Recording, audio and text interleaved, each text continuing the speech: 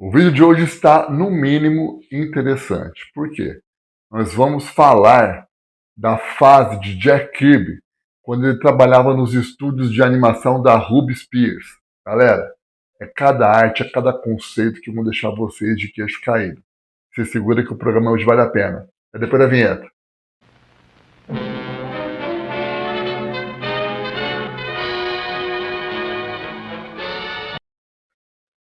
Fala galera, tudo beleza? Eu sou o Ricardo e vocês estão no canal Uma Época Inesquecível, canal esse que tem por objetivo falar de quadrinhos, da cultura pop em geral, dos grandes desenhistas, artes finalistas, roteiristas, enfim, de todos esses caras que nos entregaram grandes clássicos, grandes arcos de histórias que perduram por décadas, que é amado por fãs de várias gerações e que fazem velhos lobos leitores, leitores jurássicos, mas com aquela chama teenage, aquela chama que se recusa a apagar dentro de nós, produzir conteúdo para vocês, é isso aí. Bom, como sempre, eu fico matutando, fico pesquisando que assunto eu posso colocar que tem uma certa relevância.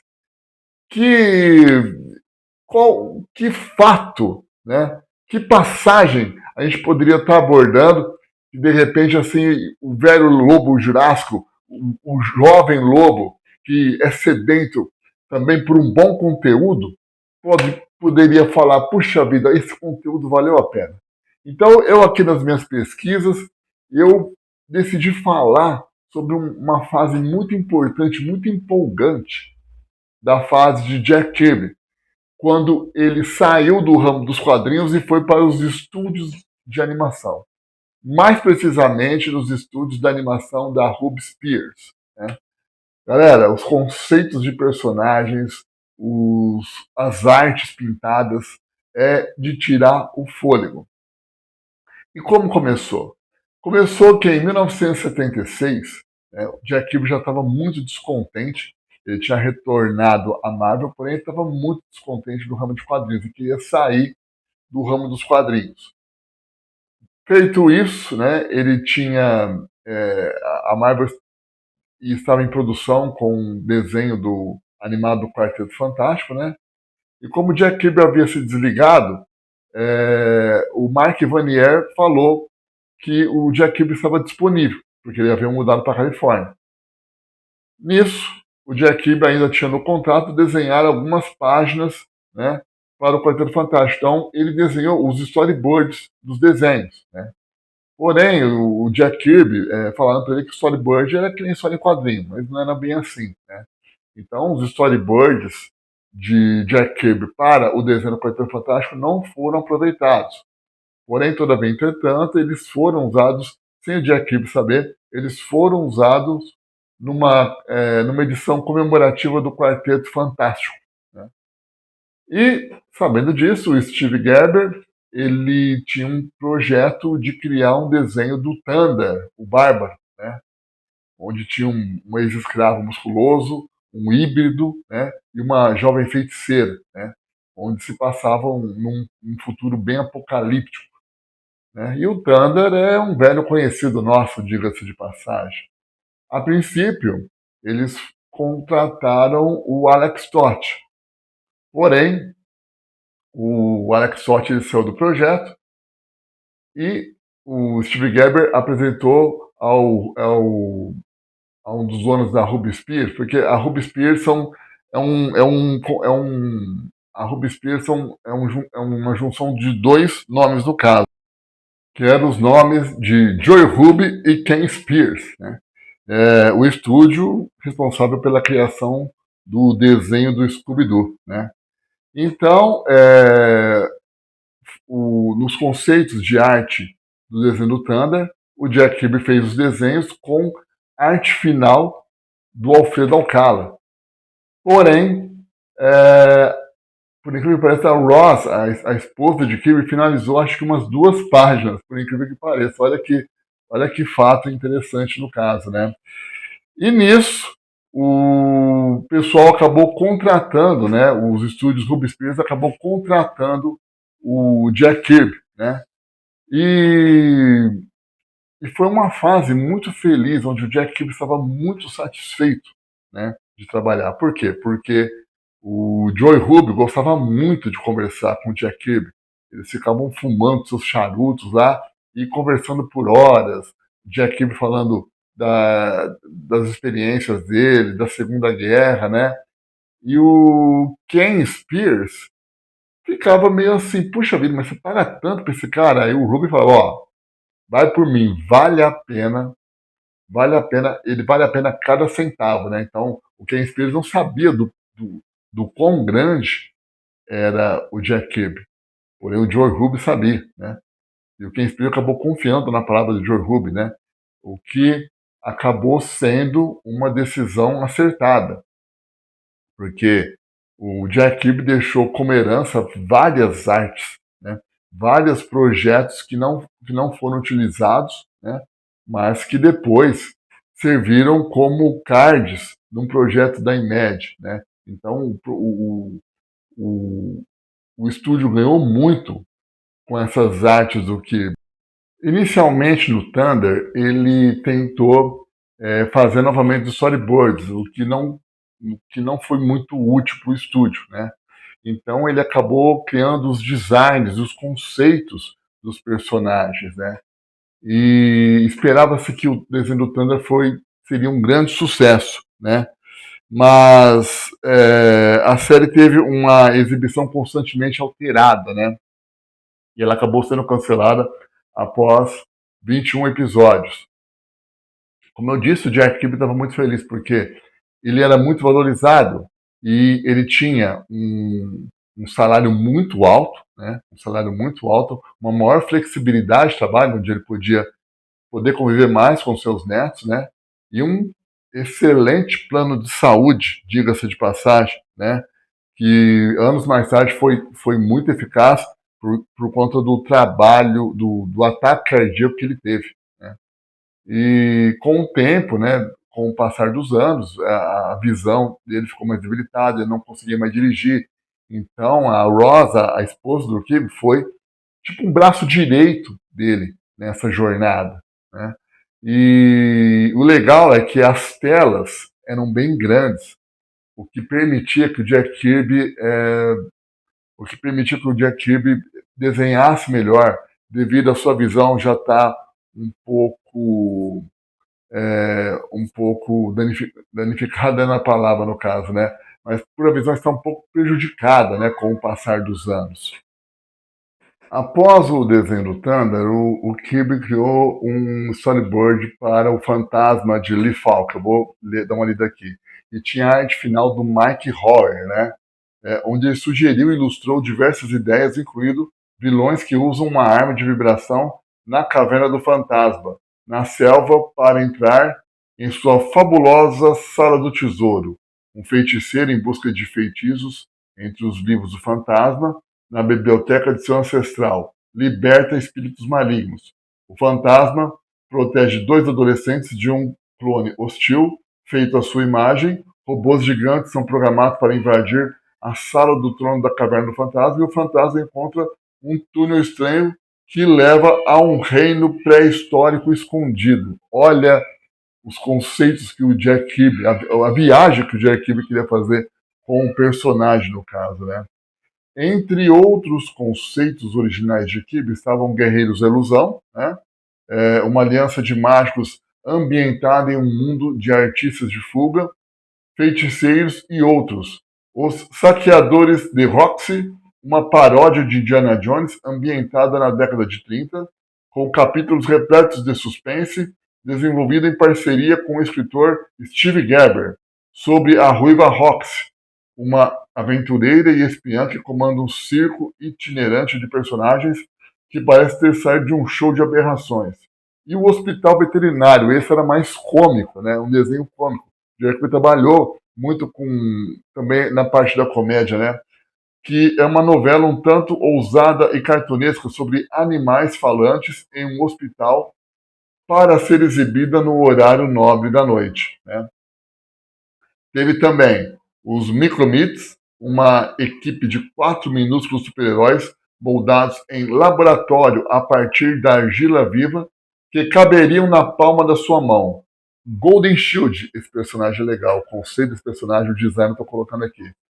O Golden Shield, um guerreiro inca sobrenatural enfrentando invasores de outra dimensão. Banzai Express, dublês que entregam qualquer coisa em qualquer lugar pelo preço certo. Entregadores japoneses que entregavam mercadorias aonde quer que fosse, no caso, né? The Gargoyles, né? Cientistas que ganham poderes, mas cujos corpos ficam deformados após serem infectados por um vírus alienígena. E o Power Planet, Tubarão Tigre, Capitão Relâmpago, Quatro Braços, Crusher, Metalton e Homem-Lava. Cada setor do planeta, olha, ele criou um grupo de heróis baseado nos elementos dos planetas, no caso. Cada setor do planeta destruído por um meteoro do espaço sideral deve enviar um super-herói para formar uma força e combater os vilões que causaram o evento cataclísmico. Né? O Kirby ele era contratado por prestação de serviços, o que significa que o seu trabalho é propriamente no estúdio dele. Né? Então ele trabalhava, foi como eu falei, ele trabalhava em casa, né? Ele tinha mais tempo com a família, então foi uma época muito feliz dele, porque como eu falei antes, ele tinha um excelente salário, um excelente plano de saúde, podia ficar mais tempo com a família, né? E fora a valorização, né, que os donos tinham em relação à sua pessoa, ao seu artista, no caso, né, ao lado artístico dele, né? E, em certo momento, Spears pensou em jogar fora todas as obras de arte para economizar com custos de armazenamento. Mas Ruby insistiu que elas valeriam alguma coisa algum dia, né? Quando em 2010 Ruby Spears estava negociando com Sid e Marty Croft para desenvolver alguns dos conceitos de Kirby, Spears disse: basicamente, a beleza de tudo isso é que muitas das coisas que Jack fazia não tinham prazo definido. Muitas das coisas que ele fazia para nós eram coisas que ele fazia por conta própria, mesmo quando ele estava trabalhando em um projeto específico para nós, onde tínhamos história de origem desenvolvida para aquela direção. E ele criava a direção criativa como eles seriam e ele fazia as coisas sozinho. Né? Então, assim, é como eu falo, o poder de criação de Jack Kirby não tinha limites. Ele era uma das mentes mais assim, mais criativas. Não é à toa que ele era o rei, né, dos quadrinhos por todos os conceitos. Olha, não foi só uma questão da Marvel, né, da década da era de ouro da Marvel, mas também na DC, né, quantos personagens inovadores ele criou. A sua volta na Marvel, ele criou os Celestiais, o Homem-Máquina, né, e agora na Ruby Spears, olha o tanto de personagens que o Jack Kirby pôde criar, né. Dos centenas de conceitos de animação de Kirby, criou para Ruby Spears, 90 foram publicados em um conjunto de cards colecionáveis coloridos pela Imagine Comics em 1994. Algumas das ilustrações são de Doug Wilder e de Jill Kenny, que recriaram os conceitos iniciais de Kirby, alguns dos quais foram desenvolvidos na Ruby Spears. Hoje, os proprietários da obra de arte estão tentando vender as artes de Kirby como lança rubi, né? Com um valor, com um excelente valor, um excelente orçamento, no caso. E no final da sua passagem, o Kirby já estava meio frustrado, porque seus conceitos não estavam sendo produzidos. Então, quer dizer, ele era uma fonte de criação. Imagina a frustração de um criador de universo, do maior criador de universo de todos os tempos, está criando conceitos e esses conceitos não estarem sendo utilizados, né? Isso é muito frustrante para um artista, né? Tanto que ele estava com raiva e essa raiva pode ter sido vista, né, em algumas criações finais, né? Com uma personagem chamada Ade Hogan, uma lenhadora barbuda de vestido avental, pulando de um penhasco enquanto usa o gorro com hélice. Né? Mas, como eu disse, o tempo que o Jack Kirby passou na Ruby Spears foi um tempo muito confortável, um tempo onde ele foi valorizado, confortável que eu digo no sentido financeiro, no sentido de plano de saúde, que depois se mostrou muito eficaz, e que, acima de tudo, mesmo ele não, mesmo as ideias dele não sendo aproveitadas, ainda assim ele era muito valorizado. Então, é, foi uma época que eu considero que ele foi muito feliz, né? E tenha certeza que o poder de criação dele, que eu estou colocando aqui agora, sirva de inspiração para você também que gosta de criar seus universos, gosta de criar as suas histórias. Eu vou fazer agora um pequeno clipe, porque eu juntei várias imagens e eu não acho justo que esses conceitos, vocês não tenham acesso a esses conceitos. Então, se segura aí que eu fiz um pequeno clipe com as artes do rei. Sente-se e vanglorie-se, ó sábios leitores.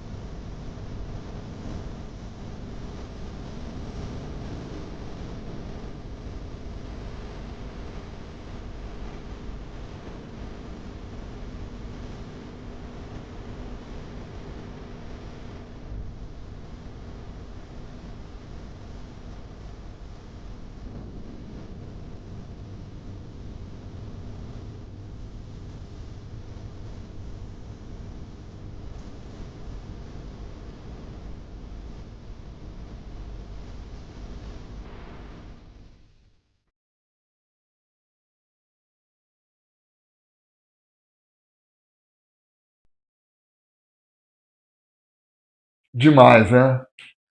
Demais. Que viagem. Que privilégio, sabe? É a internet sendo bem usada, né? Diga-se de passagem. Espero aí que vocês tenham gostado, espero que vocês, de repente, se você não sabia, ou se de repente você sabe alguma curiosidade a mais, deixa nos comentários aí, vamos trocar uma ideia, vai ser bacana a gente conversar sobre isso, tá joia? Espero aí que vocês tenham gostado e que eu tenha, de certa forma, surpreendido alguns aí de vocês no caso. Agora vamos lá para aquele quadro bacana que é a arte dos escritos. Vamos nessa.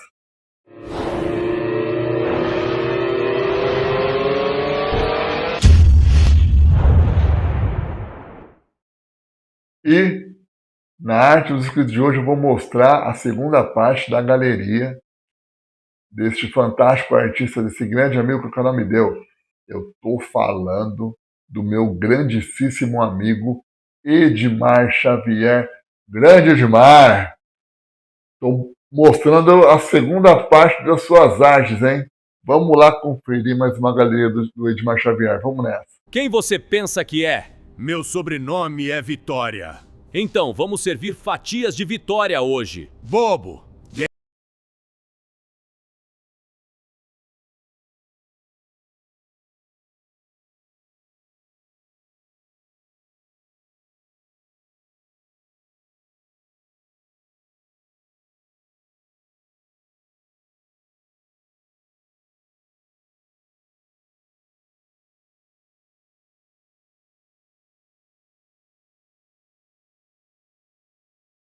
Miseráveis! Isso é tudo que podem fazer! Eu vou sair daqui e acabar com todos vocês ainda hoje! Principalmente você, Darum!